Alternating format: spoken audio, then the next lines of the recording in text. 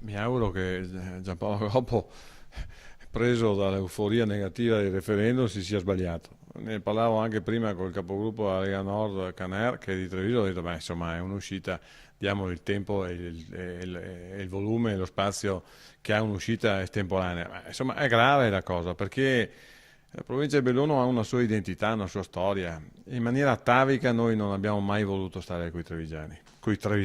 Quindi alla fine direi che rimaniamo nei nostri territori, cerchiamo di valorizzarci attraverso una specificità di statuto che la Regione del Veneto, il Consiglio regionale sta per dare. Valorizziamo anche i nostri uomini, i nostri territori, ma non facciamoci inglobare da nessuno e soprattutto quando questa azione arriva dalla politica. Voglio finire questa breve intervista con come l'ho iniziata.